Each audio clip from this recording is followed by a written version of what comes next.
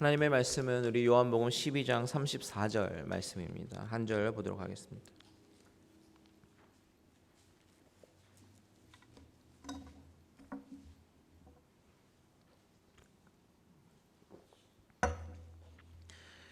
요한복음 12장 34절 말씀, 우리 한 절인데요, 우리 다 같이 한 목소리로 읽도록 하겠습니다. 시작.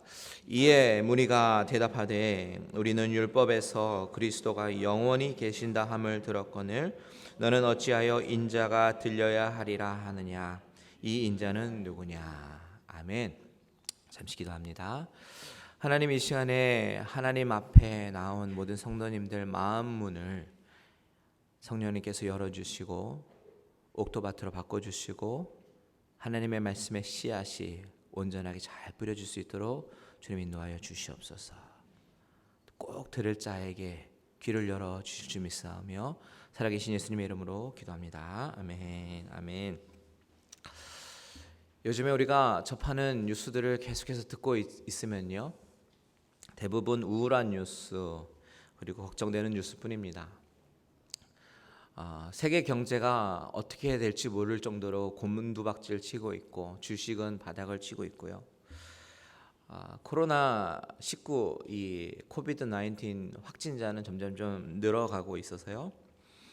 어느덧 우리가 사는 지역 근처까지 그렇게 다가온 상태입니다. 이제는 정말 활동을 자제하고 가급적이면 집에 머물러 있어야 되는 그런 시기가 되었어요. 어떤 분이 이제 한국에서요, 인터넷에 올린 글을 보게 되었는데, 어제 신 목사님도 그 글을 보셨는지 그 이야기를 하시더라고요.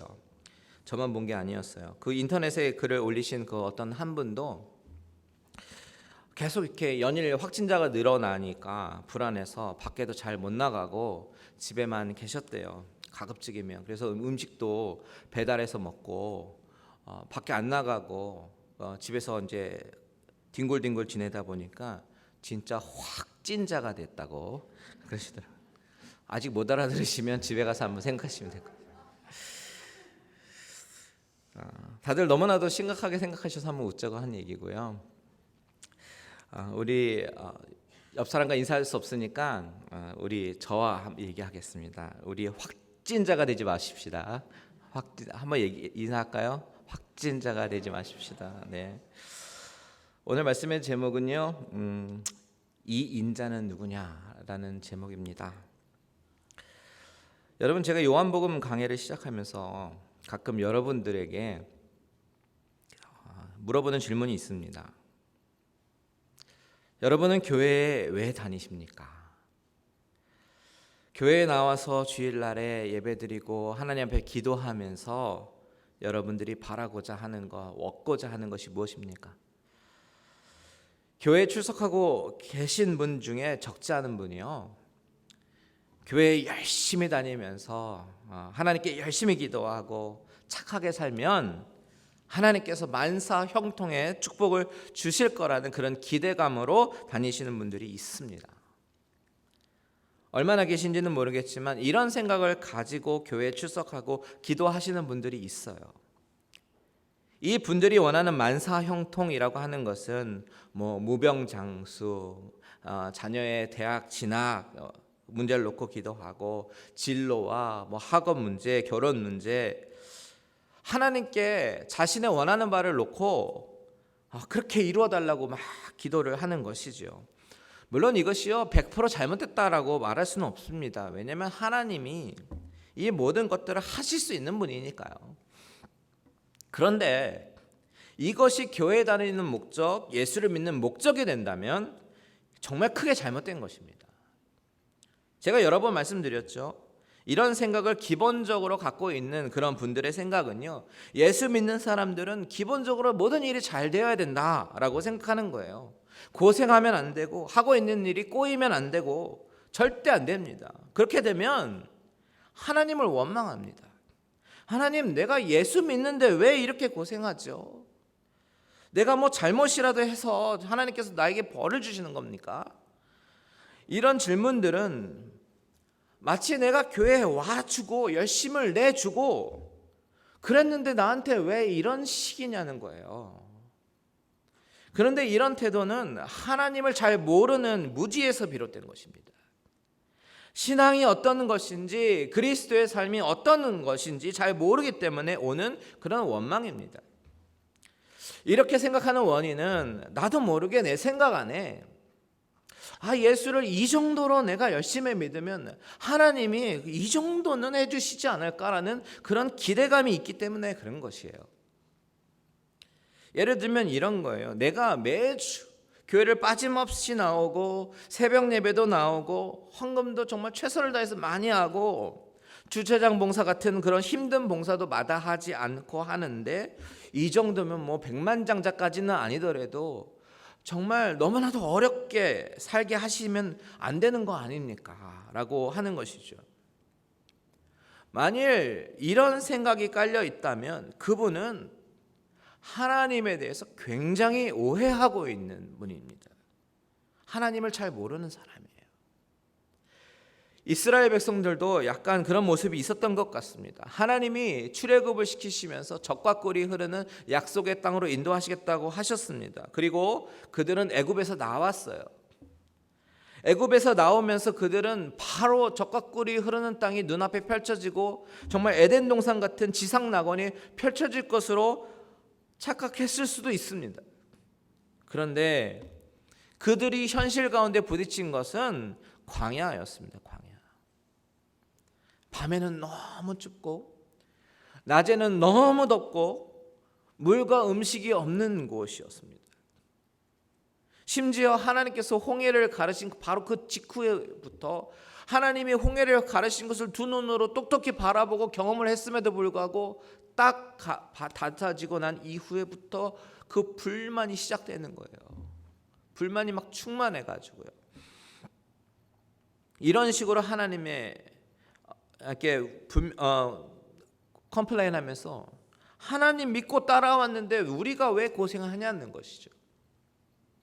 이런 식으로 하나님에 대해서 오해를 하는 것은요, 예나 지금이나 변함이 없는 것 같아요. 그래서 그런데 여러분, 우리가 기대한 것처럼 과연 그렇게 됩니까?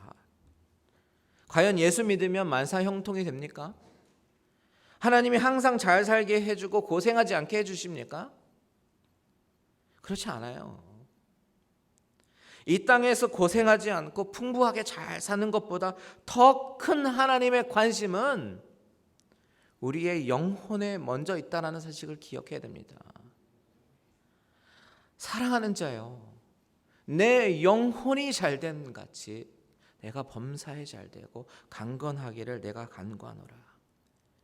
이 말씀은 사도 요한이 장로 가이오에게 쓰는 편지지만 이것은 동시에 하나님이 우리에게 말씀하시는 축복의 말씀입니다. 영혼이 잘되는 것 같이 범사에 잘되고 강건하기를 바란다 라고 주님이 우리에게 말씀하시는 거예요. 이렇게 하나님의 첫 번째 관심은 영혼이라는 사실을 우리는 놓쳐서는 안 됩니다. 그렇기 때문에 우리의 영혼의 유익을 위해서라면 때로는 우리에게 고난도 주시고 시련도 주시는 것이죠. 마찬가지로 우리가 읽은 요한복음 12장 34절의 말씀에 등장하는 무리들이라는 사람, 이 무리들도 보면요, 예수님에 대해서 분명히 오해를 했던 것 같습니다. 우리 34절 다시 한번 같이 읽어보겠습니다. 시작. 이에 무리가 대답하되 우리는 율법에서 그리스도가 영원히 계신다 함을 들었거늘 너는 어찌하여 인자가 들려야 하리라 하느냐. 이 인자는 누구냐. 이 무리들이 하는 얘기가 뭐냐면, 아니 율법에 보면 그리스도가 영원히 계신다라고 했는데 당신은 왜 이 인자가 죽는다고 말씀하십니까? 라는 것입니다. 여러분, 이 사람들이요, 무식해서 이런 말을 할까요? 아닙니다. 이 무리들이 누굽니까? 이 무리들은 20절에서 등장한 헬라인 몇 명, 그리고 또 그 주위에 있었던 유대인들일 거예요. 예수님 지금 어디 계셔요? 예루살렘 성 안에 계시잖아요. 성 안에. 왜? 6월절 명절을 지내기 위해서 정말 많은 유대인들이 성 안으로 몰렸습니다. 그러니까 온통 성내는 6월절을 지키기 위해 모인 유대인들이 아주 빼곡하게 있었을 거예요. 그 중에는 입성하실 때 종려나무 가지를 흔들면서 호산나를 외쳤던 그런 사람도 있었을 겁니다. 메시아를 막 사모하는 사람들이에요. 그리고 20절에서 등장한 헬라인 몇 명, 즉 이방인이지만 새롭게 믿게 된 이방인 믿는 자들일 것입니다. 그렇다면 이 무리들은 구약 율법과 역사에 정통한 사람들일 겁니다. 정통 유대인들은요, 얼마나 철저하게 모세 오경을 공부하는지 모릅니다. 특별히 레위기야 신명기 같은 이를 율법서들에 대해서는 아주 박사예요. 뿐만 아닙니다. 이 율법서만 공부하는 것이 아니라 선지서 그리고 예언서 섭렵해 있습니다. 새로 믿게 된 이 헬라인 몇 명, 그리스 철학을 배운 아주 똑똑한 사람들이에요. 그래서 그 똑똑한 머리로 구약과 율법에 대해서 많이 접했을 것이고, 그리고 또 배우고자 하는 열망도 아주 컸을 것입니다. 오늘 이 34절에서 이 무리들이 말하고 있는 이 율법이라고 하는 것은 아마도 문맥상 모세의 율법만을 국한해서 얘기하는 것 같지는 않아요. 구약 전체를 얘기하는 것 같습니다. 그러니까 구약에서 그리스도가 영원히 계신다라고 말씀하시는데 왜 당신은 인자가 죽는다고 하느냐라는 것입니다. 우리가 배운 것과 알고 있는 것과 당신이 얘기하는 것과는 다르다라는 것이에요.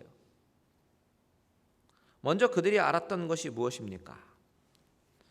그리스도 메시아에 관한 구약 성경의 예언들이겠죠. 그 중에 대표적인 것 몇 개만 간단하게 말씀드리면, 첫 번째는 다윗에게 예언된 말씀을 그들은 분명히 알고 있었을 것입니다. 사무엘하 7장 12절 13절에 보면 이런 말씀이 있습니다. 한번 같이 읽어볼까요? 시작. 내 수완이 차서 내 조상들과 함께 누울 때에 내가 내 몸에서 날 내 씨를 내 뒤에 세워 그의 나라를 견고하게 하리라. 그는 내 이름을 위하여 집을 건축할 것이요 나는 그의 나라 왕위를 영원히 견고하게 하리라. 이 말씀은 다윗의 후손 솔로몬에 대한 이야기임에 동시에 다윗의 씨로 태어날 메시아에 대한 그런 예언이기도 합니다. 이 예언에서 그의 나라와 왕위가 어떻게 된다고 얘기합니까? 견고하게 하리라 라고 얘기하고 있죠. 바로 이 예언의 말씀은 유대인들로 하여금 메시아를 막 사모하게 만들었을 거예요. 정말 메시아를 사모하면서 정말 큰 소망을 갖게 했던 그런 말씀입니다. 장차 오실 메시아는 다윗의 씨 가운데 오실 것이고 그가 왕국을 건설할 때는 정말 견고하게 될 것이야 라고 유대인들은 기대하고 있었어요. 두 번째, 그들은 이사야의 말씀도 기억하고 있었을 것입니다. 이사야 9장 6절에서 7절 보면 이는 한 아기가 우리에게 낳고 한 아들을 우리에게 주신 바 되었는데 그의 어깨에는 정사를 메었고 그의 이름은 기묘자라 모사라 전능하신 하나님이라 영존하시는 아버지라 평강의 왕이라 할 것임이라. 7절 다 같이 있습니다. 시작. 그 정사와 평강의 더함이 무궁하며 또 다윗의 왕자와 그의 나라에 군림하여 그 나라를 굳게 세우고 지금 이후로 영원히 정의와 공의로 그것을 보존하실 것이라. 만군의 여호와의 열심히 이를 이루시리라. 어떻습니까, 여러분? 이 예언의 말씀에 비추면 장차 태어나실 메시아는 그 나라를 굳게 세우고 영원히 정의와 공의로 보존하실 것이다라고 증거하고 있어요. 한 군데 더 볼까요? 다니엘서 7장 14절 시작. 그에게 권세와 영광과 나라를 주고 모든 백성과 나라들과 다른 언어를 말하는 모든 자들이 그를 섬기게 하였으니 그의 권세는 소멸되지 아니하는 영원한 권세요 그의 나라는 멸망하지 아니할 것이니라. 아멘. 이 말씀도 메시아의 권세에 관한 예언으로서 유대인들이 인식하고 있는 말씀인데요. 그의 권세는 소멸되지 않는 영원한 권세다. 그의 나라는 멸망하지 않을 것이다. 이렇게 예언하고 있습니다.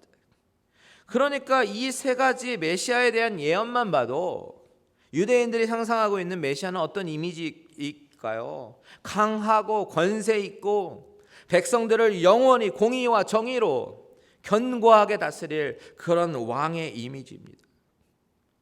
그러니 주님이 입성하실 때 백성들이 종려나무 가지를 흔들면서 호산나를 외치며 열광했던 이유를 이제는 여러분 좀 아시지 않겠습니까?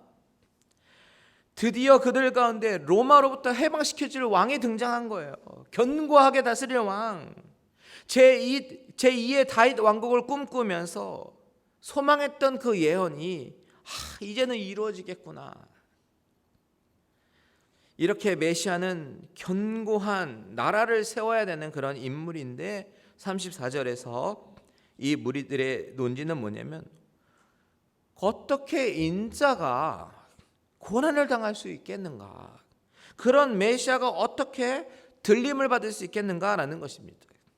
이제 34절의 의미를 좀 아시겠죠? 그 의미로 한 번만 다시 34절 같이 읽어보겠습니다. 시작. 이에 무리가 대답하되 우리는 율법에서 그리스도가 영원히 계신다 함을 들었거늘 너는 어찌하여 인자가 들려야 하리라 하느냐? 이 인자는 누구냐? 그들의 입장에서는요, 이 질문이 매우 중요한 질문이에요. 이 인자는 누구냐? 그들이 가지고 있었던 고정관념에 약속된 메시아는 절대로 고난을 받을 수 없다라는 것이에요.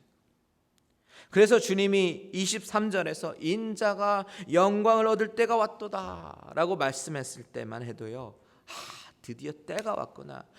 메시아가 영광을 받을 때가 왔구나. 할렐루야 만세 속으로 막 외쳤을 거예요. 그런데 갑자기 24절에 가서 주님이 하신 말씀이 한 알의 밀알이 땅에 떨어지면 죽으면 열매를 많이 맺는다. 그런 말씀을 하신단 말이에요. 그들의 기대에 너무나도 당혹스러운 말씀입니다. 게다가 주님이 32절에 뭐라고 말씀하셨어요? 내가 땅에서 들리면 모든 사람을 내게로 이끌겠노라. 분명히 정황상 문맥상 예수님이 메시아인 것 같긴 한데 죽는다고 죽음을 말씀하시니까 이 사람들이 헷갈리기 시작하는 거예요. 헷갈릴 수밖에 없습니다.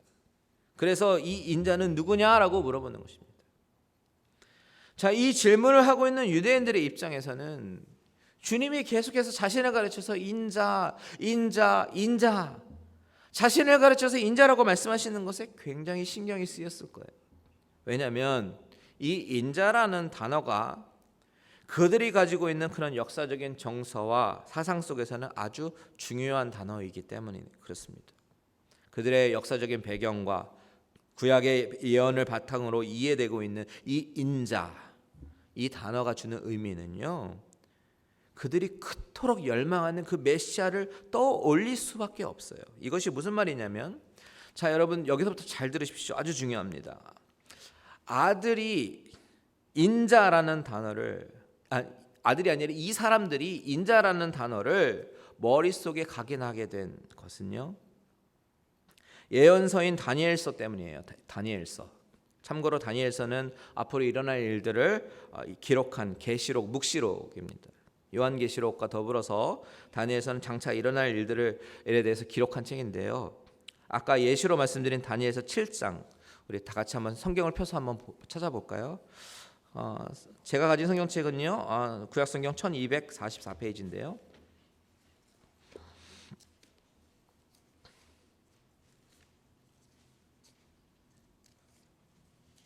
다니엘서 7장 그냥 한번 펴놓고 눈으로 이제 보시면서 말씀을 들으시면 좋을 것 같습니다. 이 7장에 보면요, 다니엘이 이제 꿈을 꾸고 환상을 받고 그것을 기록한 것이 이제 다니엘서 7장의 내용입니다. 여기 보면 3절에 이제 뭐라고 되어 있냐면 큰 짐승 넷이 등장하죠. 근데 그 넷 중에서 이제 첫 번째 짐승이 이제 모습이 4절에 보면 사자와 같은데 독수리의 날개가 있습니다. 그렇죠? 이것은 당대의 바벨론 제국을 의미하는 거예요. 두 번째 짐승이 이제 5절에 나오는데 두 번째 짐승의 모습 보니까 어떤 모습입니까? 곰이 등장하죠. 이것은 바벨론에 이어서 등장하는 메데바사. 바사가 어디예요? 페르시아잖아요. 페르시아 제국을 의미하는 거예요. 자, 세 번째 짐승은 6절에 표범이 등장하죠. 표범인데 날개가 넷이 있습니다. 이것은 알렉산더 대왕이 다스렸던 헬라 제국입니다. 자, 마지막 네 번째 동물 7절에 보니까 이전에 전혀 볼 수 없는 동물이 나와요. 쇠 이빨이 있고 열뿔이 달려 있습니다. 먹고 부서뜨리고 발로 밟는 강한 동물이 나타납니다. 이것은 로마 제국을 의미합니다. 그런데 13절 보십시오. 13절 같이 한번 읽겠습니다. 시작. 내가 또 밤 환상 중에 보니 인자 같은 이가 하늘 구름을 타고 와서 옛적부터 항상 계신 이에게 나아가 그 앞으로 인도되매. 누구 같은 이라고 얘기합니까? 인자 같은 이라고. 이 인자 같은 이가 어떤 사람이냐면 아까 읽은 14절 시작. 그에게 권세와 영광과 나라를 주고 모든 백성과 나라들과 다른 언어를 말하는 모든 자들이 그를 섬기게 하였으니 그의 권세는 소멸되지 아니하는 영원한 권세요 그의 나라는 멸망하지 아니할 것이라. 그 인자 같은 이가 나타나서 영원히 소멸되지 않는 나라, 영원한 권세, 멸망하지 않는 나라를 세우게 될 것이다 라는 이 메시아적 예언이 담긴 말씀이 14절이에요. 자, 그러면 이 말씀을 기억하고 있는 유대인들 입장에서 이 인자 같으니, 이 인자라는 단어는 메시아로 인식될 수 있는 아주 익숙한 단어가 될 것입니다. 어떻게 보면 그들에게는 아주 민감한 단어가 인자입니다. 그런 배경을 가지고 있는 유대인들에게 주님은 계속해서 자신을 가르쳐서 인자라고 얘기하는 거예요. 인자. 그럼 주님은 왜 자신을 인자라고 말씀하셨을까요? 맞아요. 구약 선지서에서 계속 예언하고 있는 그 메시아가 바로 나다라는 것을 얘기해 주고 있는 것입니다. 그런데 동시에 그러면 주님을 메시아라고 표현하면 될 거를 왜 인자라고 얘기합니까? 왜냐하면 메시아라고 얘기했을 때 그들이 기대하고 있는 이 정치적인 메시아, 로마 제국으로부터 구해줄 그런 영원한 왕, 그 왕을 기대했을 건데 그것이 아니다라는 것을 암시하기 위해서 자신을 인자라고 말하고 있는 것입니다. 주님은 그들이 기대하고 있는 그 기대치대로 정치적으로 로마로부터 해방시켜줄 메시아가 아니고요, 그들을 영원한 사망으로 몰고 가고 있는 그 죄로 인해서 죄로부터 해방시켜줄 참된 메시아임을 나타내기 위해서 나는 메시아다라고 말하지 않고 인자라는 단어를 사용하신 것입니다. 그렇다면 주님이 자신을 가리켜서 인자라는 단어를 주로 언제 사용했을까요?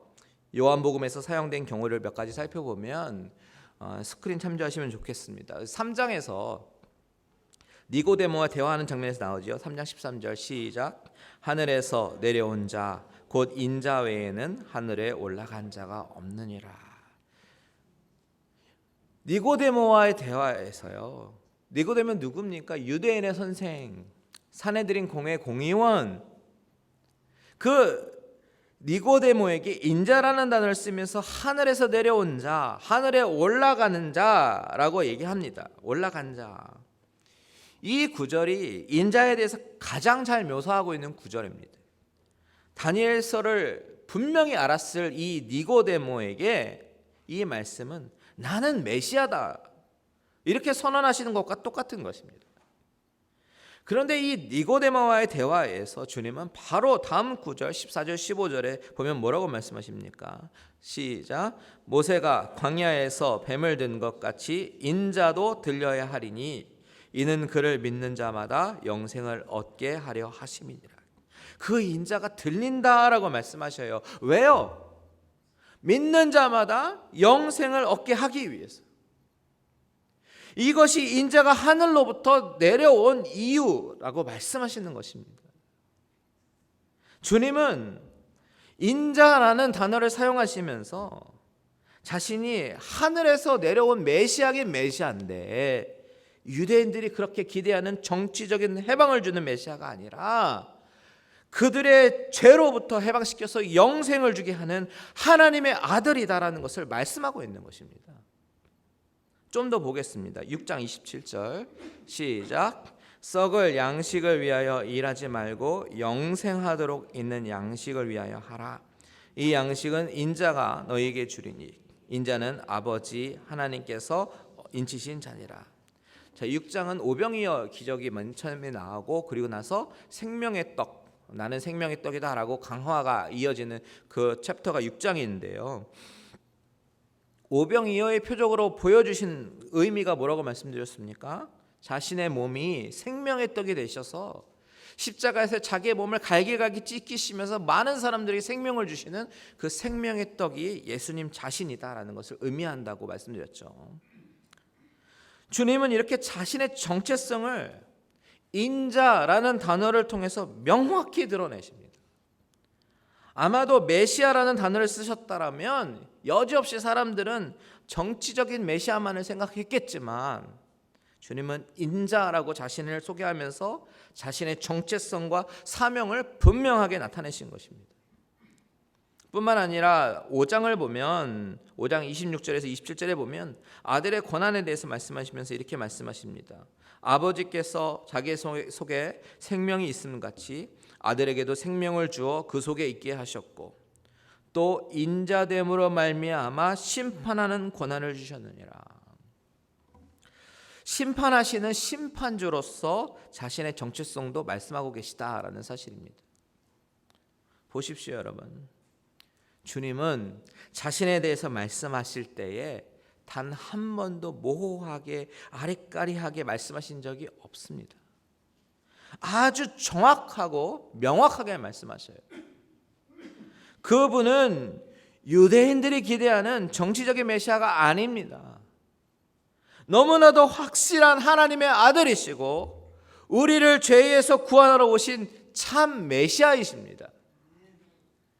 그 메시아는 영광을 받으시는 방법이 화려한 궁전과 왕관이 아니라 십자가의 고난으로 우리에게 새 생명을 주심으로 영광을 받으시는 분이십니다. 여러분 이제 아시겠습니까? 우리 주님은 우리 삶 가운데 우리를 잘 살게 하려고 부자로 만들기 위해서 혹은 고통을 당하지 않게 하기 위해서 오신 분이 아니라는 말이에요. 착각하지 마십시오. 주님, 경제 침체로 비즈니스 망하게 생겼어요. 비즈니스 살려주세요.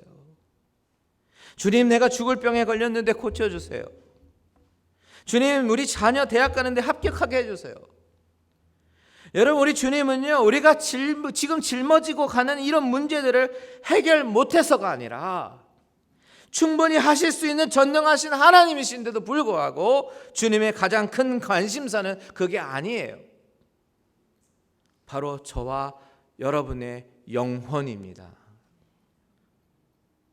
영혼을 구하러 이 땅에 오신 분이시라고요.